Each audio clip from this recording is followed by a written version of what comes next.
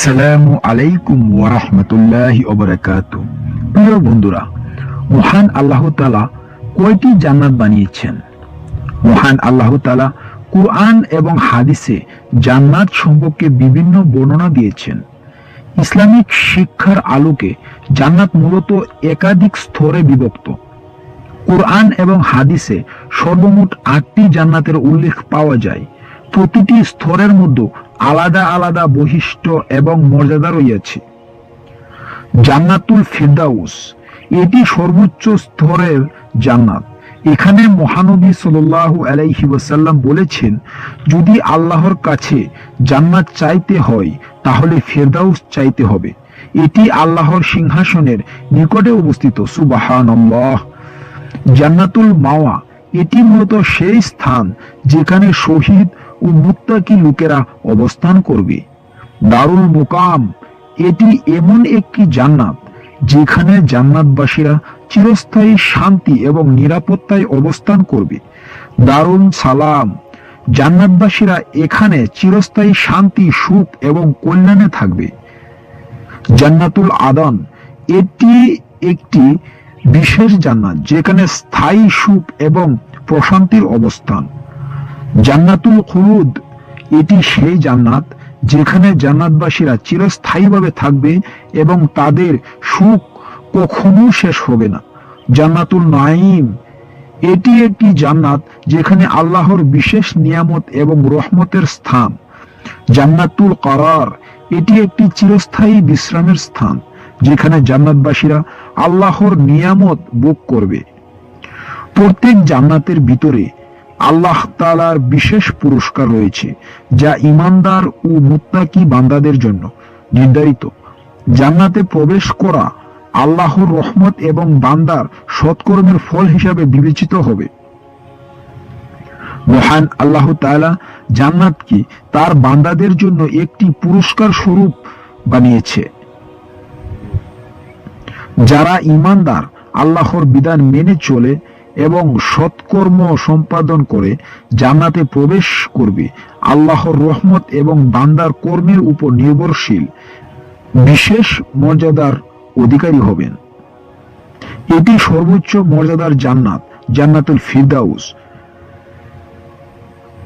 যাকাত প্রদান করে এবং নিজেদের চরিত্রের পবিত্রতা বজায় রাখে তারা জান্নাতুল ফিরদাউসে প্রবেশ করবে। আল্লাহর নির্দেশ অনুসরণকারী এবং অশ্লীলতা থেকে বিরত থাকা মানুষই এই জান্নাতের অধিকারী হবে। মহানবী সাল্লাল্লাহু আলাইহি ওয়াসাল্লাম বলেছেন, যদি জান্নাত চাও তবে ফিরদাউস চাইবে, কারণ এটি জান্নাতের সর্বোচ্চ এবং মধ্যবর্তী অংশ। সহিহ বুখারী। জান্নাতুল মাওয়া, যেটা 2 নম্বর জান্নাত, এই জান্নাত মূলত শহীদের জন্য নির্ধারিত, যারা আল্লাহর পথে জীবন উৎসর্গ করে এবং আল্লাহর বিধানের জন্য সংগ্রাম করে, তাদের জন্য এই জান্নাত। কোরআনে বলা হয়েছে, ধর্মযুদ্ধে আল্লাহর পথে যারা জীবন দিয়েছে তাদের জন্য রয়েছে মাওয়া। সূরা আন-নাজম আয়াত 15। 3 নম্বর জান্নাত দারুল মাকাম, এটি সেই জান্নাত যেখানে জান্নাতবাসীরা নিরাপত্তা এবং শান্তির মধ্যে চিরস্থায়ীভাবে বসবাস করবে। যারা দুনিয়ার জীবনে আল্লাহর উপর সম্পূর্ণ নির্ভর করে এবং তার আদেশ মেনে চলে, তাদের জন্য এই জান্নাত নির্ধারিত। মহান আল্লাহ তাআলা কুরআনে উল্লেখ করেছেন, এই দারুল মাকাম সেই স্থায়ী নিবাস যেখানে কোনো ক্লান্তি বা কষ্ট নেই। সূরা ফাতির আয়াত 35। 4 নম্বর জান্নাত দারুল সালাম, এটি শান্তি এবং নিরাপত্তার স্থান। যারা আল্লাহর সাথে কোনো শিরিক করেনি, অর্থাৎ যারা তাওহীদের অনুসারী, তারা এই জান্নাতে প্রবেশ করবে। এই জান্নাতে মানুষ শান্তি এবং আনন্দের মাঝে থাকবে। কোরআনে বলা হয়েছে, তাদের জন্য রয়েছে দারুল সালাম এবং সেখানে তাদের প্রতিপালক তাদের অভ্যর্থনা জানাবেন। সূরা ইউনূস আয়াত 25।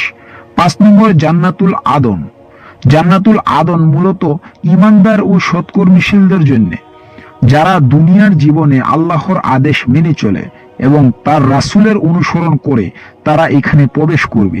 এই জান্নাত চিরস্থায়ী সুখের স্থান। কোরআনে বলা হয়েছে, আদন উদ্যান যেখানে তারা প্রবেশ করবে, তাদের পিতৃপুরুষ তাদের স্ত্রীগণ এবং তাদের সন্তানগণ যারা সৎকর্মশীল তারা সেখানে থাকবে। সূরা আর-রাদ আয়াত 23। 6 নম্বর জান্নাতুল খুলুদ। এটি এমন জান্নাত যেখানে মানুষ চিরস্থায়ীভাবে থাকবে যারা তাদের জীবনের প্রতিটি কাজ আল্লাহর বিধান পালন করছে এবং পাপ থেকে দূরে থেকেছে, তারা এখানে থাকবে। 7 নম্বর জান্নাতুল নাঈম। যারা আল্লাহর নিয়ামত ভোগ করবে এবং দুনিয়াতে আল্লাহর প্রতি কৃতজ্ঞ থেকেছে তারা জান্নাতুল নাঈমে থাকবে। এই জান্নাতে তারা শান্তি এবং সুখে থাকবে। জান্নাতুল কারার। 8 নম্বর জান্নাত। এটি স্থায়ী বিশ্রামের স্থান। যারা আল্লাহর পথে অবিচল থেকেছে এবং ইবাদতের মাধ্যমে নিজেদের আত্মাকে পবিত্র করেছে তাদের জন্য এই জান্নাত নির্ধারিত। জান্নাতের অধিকারী হওয়া ঈমান একমাত্র আল্লাহর প্রতি বিশ্বাস এবং তার একত্ববাদে বিশ্বাস স্থাপন করা, সৎকর্ম আল্লাহর নির্দেশিত কাজসমূহ পালন করা যেমন সালাত, রোজা, যাকাত ইত্যাদি। ধৈর্য এবং তাকুয়া। জীবন ধারণে ধৈর্য ধারণ করা এবং আল্লাহকে সর্বদা স্মরণ রাখা। মোট কথা, জান্নাত মূলত আল্লাহর প্রতি বিশ্বাস, ভালো কাজ এবং আল্লাহর নির্দেশিত জীবন যাপনকারী মানুষদের জন্য প্রস্তুত করা হয়েছে।